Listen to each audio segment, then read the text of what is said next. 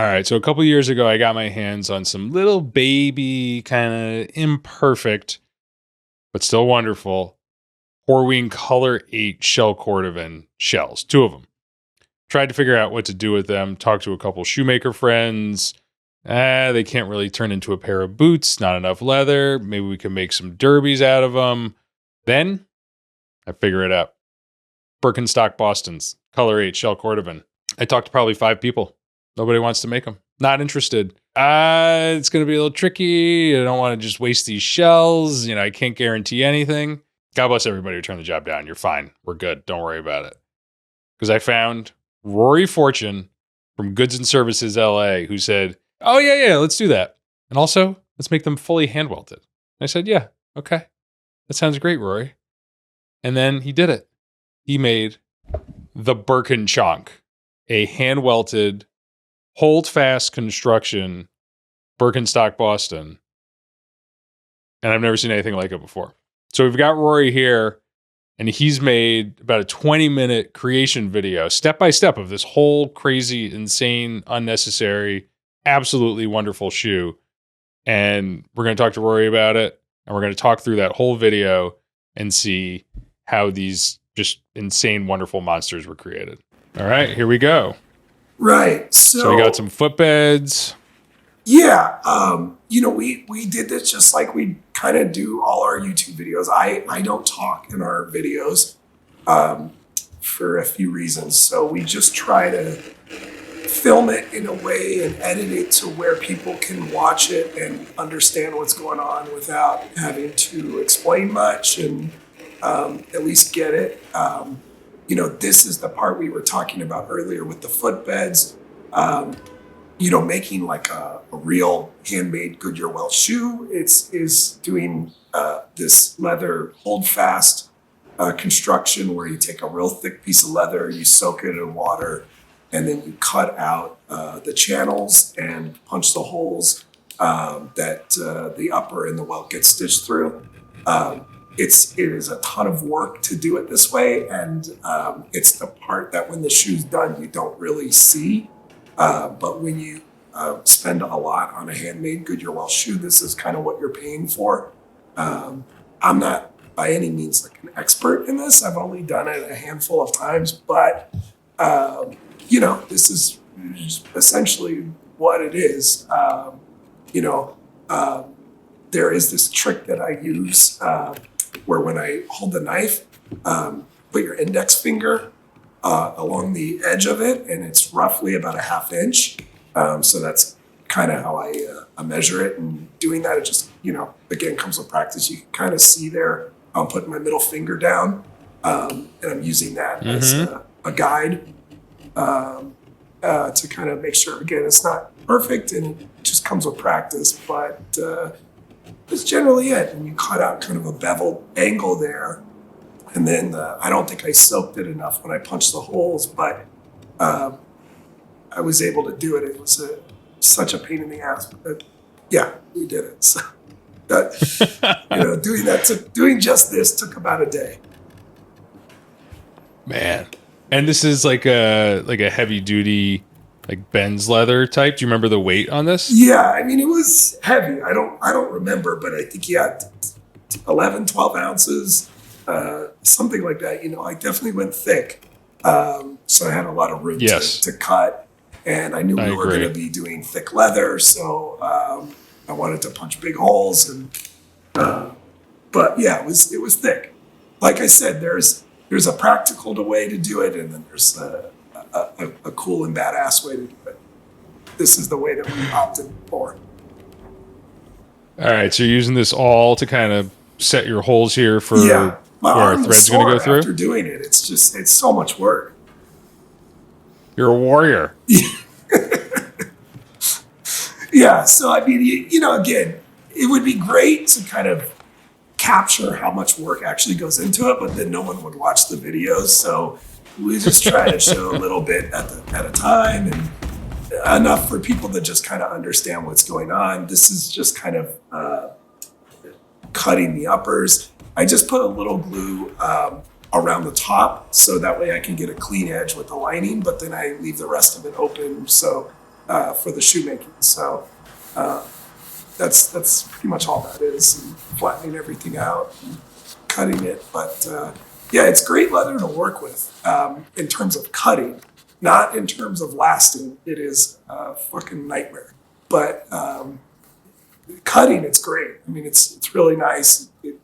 It makes nice edges. It cuts very clean. It's very cool stuff.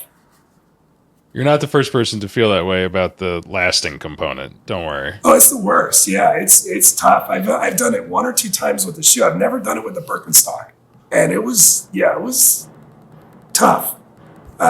This is the situation we get ourselves into sometimes, because if we're making YouTube content, sometimes it's for a customer, and then sometimes it's just kind of for fun. So when it's for fun, it's kind of like, let's try something that we haven't tried before or do something different.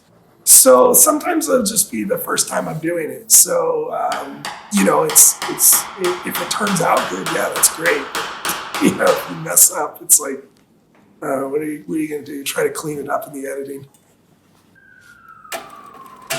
All right, so now we're sewing it up. What was going on right before this with that punch? Was that to get Just the to punch the little holes slots for the strap, prep everything, stitch everything together. Like I said, that I got pretty good edges, but I like to do this on all kind of veg tan leather, is go through and burnish the edges just to kind of get a nicer edge finish. And I think that's, I did a little bit of it, but there wasn't that much that was necessary because it was a good cut, and it came out real nice. This was just, there's not much to Boston construction. It's a rivet, and then you attach a buckle, and that's all there is to it. You're not stitching much together. There's no laces. There's no to it. So putting the upper together wasn't bad. It was, just, this is, I think, pretty self-explanatory. Getting, like I said, the real tough parts were the footbed, lasting this, finishing it, all that kind of stuff. But yeah, I mean, I think overall the upper came out nice. I just happen to have nickel hardware. I think the nickel looked pretty good, though, don't you think? Oh yeah, I love it. Yeah, I was kind of going. I love the contrast. Right? Yeah, because I was thinking like, oh, maybe brass might look cool, but yeah, nickel came out really nice. Yeah, it seems kind of old schoolier. Yeah. Back when all Birkenstocks were made exactly like this before mass production. Yeah, exactly. So it's like on a typical Goodyear Welch shoe, this leather piece is the footbed. So that's what you nail to the last normally. But so what we did on this one, because Birkenstocks have that pre-made cork footbed, is I just glued it to the bottom of the footbed. Makes sense to me. And it seemed to work out just fine. But another thing that's nice about it is that the cork footbed can be removed. So when you wear these and the footbed breaks down and wears out, you can just take that out and insert a new one and not do anything to disrupt the construction or the leather hold fast or the upper or any of that stuff. It's going to be much easier to replace the footbeds on that than a traditional Birkenstock. All right, so we do have some real utility here. Yeah, that's I think the one piece. I mean, lasting, like I said, yeah, man, this leather is tough to last. It's really tough. It's cool because, I mean, we all know kind of why shell Cordovan is cool is it doesn't really wrinkle.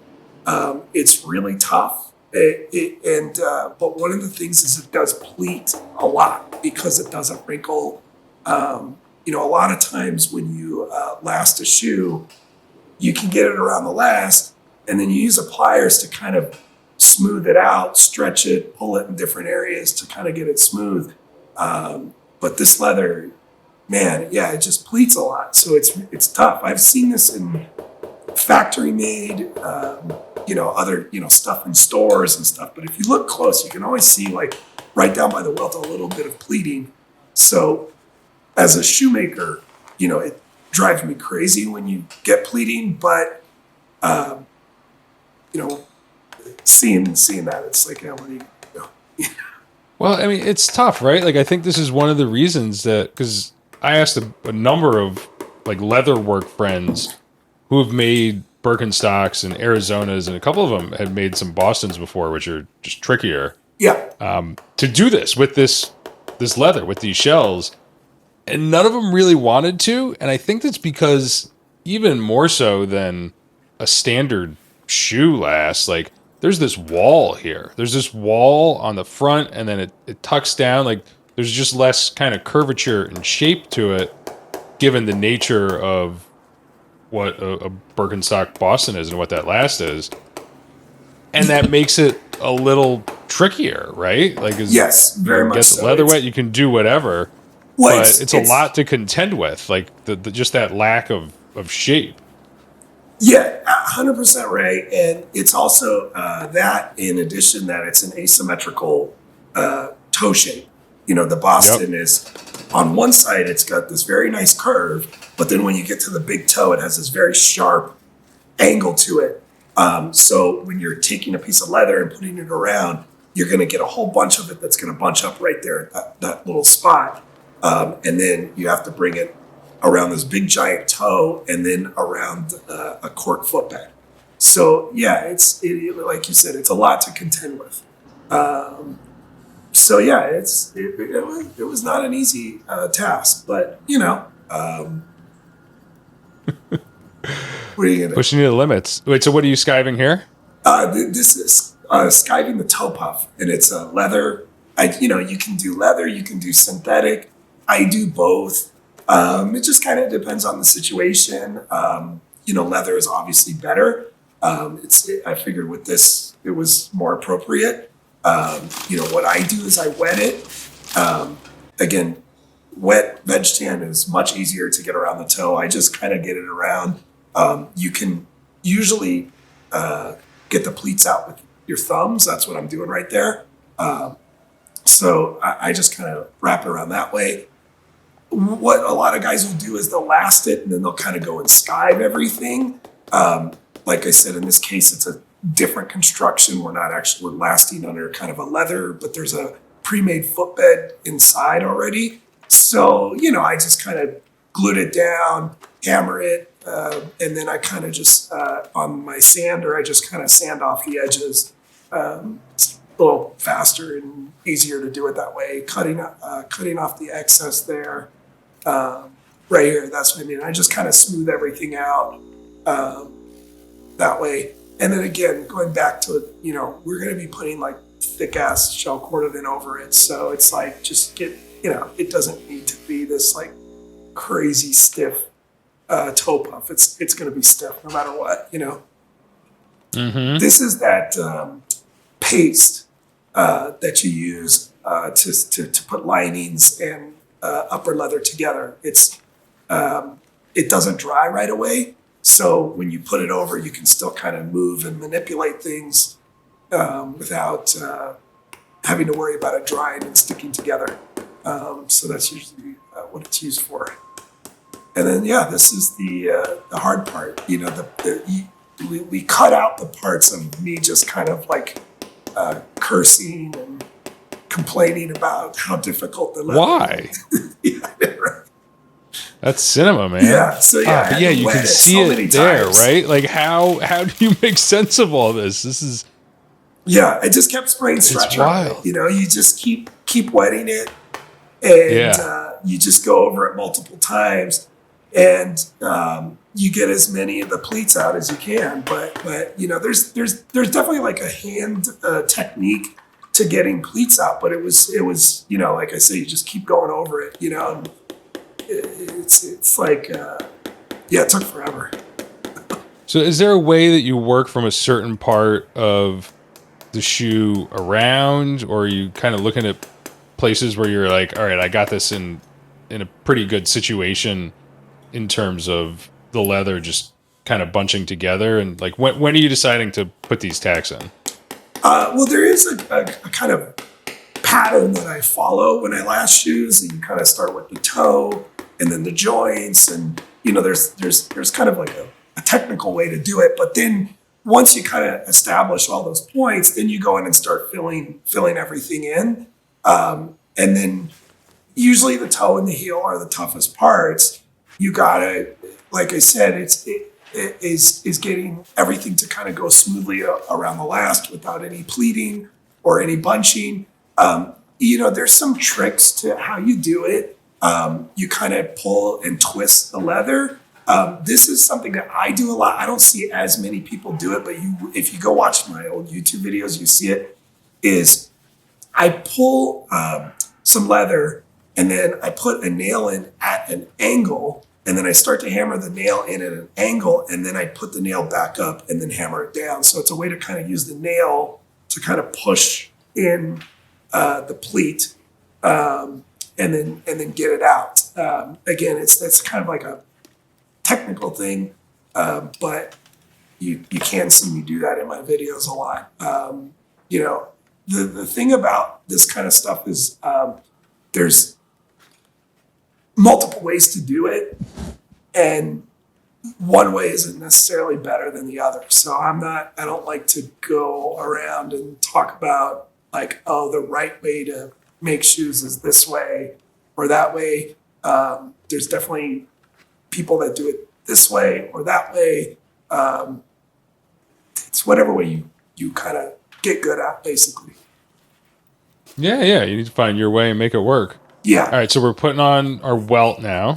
Yeah, which is what, it's a pretty standard way of doing it using the jerk needle. I pre-punch the holes in the leather, which is the footbed, and then going through one by one, taking the nails out, and then punching through the hole, stitching through the welt, stitching through the upper and the lining into the hole, and then doing a handmade lock stitch with wax thread, which is the old school way to do it. This is how we replace welts on, when we do repairs.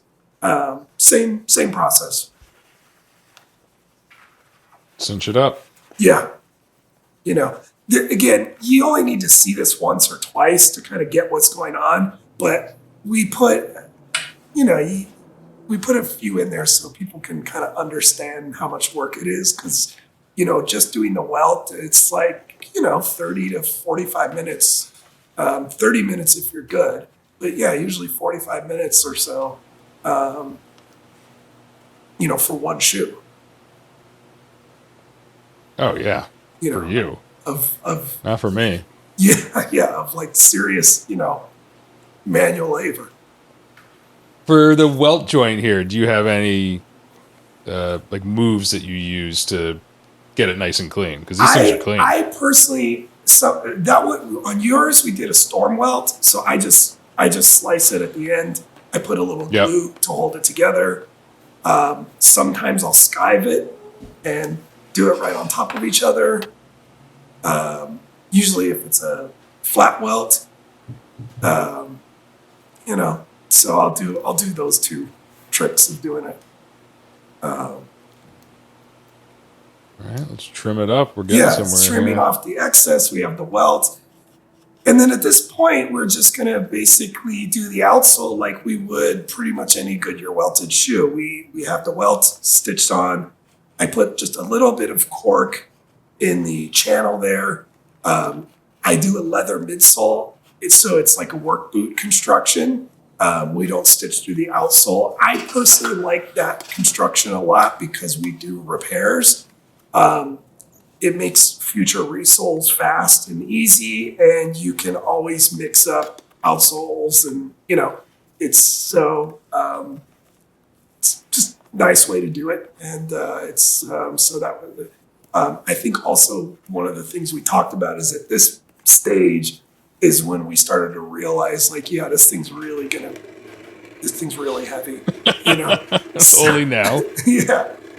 I mean, we knew it was going to be heavy, but it was, at this point, it was like, this thing's going to be really heavy. So as far as the outsole concerned, maybe we shouldn't go too bulky. So that's, it was like, let's just stitch a thin leather midsole on and we'll do something that's lightweight for the outsole. I mean, on a normal Birkenstock, the only leather underfoot is, the little suede stuff, literally, that touches your foot. Yeah. Yeah. And then it's just cork and it's significantly thinner rubber than these guys. Yeah. Yeah. So yeah, this is the little extra sauce here. What's that? Little extra sauce. Yeah, exactly. Exactly. So yeah, we cut the excess, sand it, stitched it on my Rapidie, which was pretty cool. We have Look at this old beaut. You know what the coolest part of this video is the echo that when the presser foot goes down, and it makes this echo, just like because we're in this kind of big studio, so sound carries a lot. It's pretty cool sound. There's some great shots of this thing operating. Yeah, it's pretty badass. But regarding the outsoles, this is a Christy Thin. It's a new one that they came out with, but it's a new rubber that Vibram's doing. I think they call it the New Flex material, but it's really nice and it's really lightweight. All right, here's the bad news. We lost Rory for about the last minute here. A little technical snafu. Rory, we miss you dearly. Thanks for talking us through all the complicated stuff. I'll just handle it from here. Here we are, trimming the sole, the Vibram sole from the shoe, and now we're taking it to the sander, and we're sanding it to get everything to shape.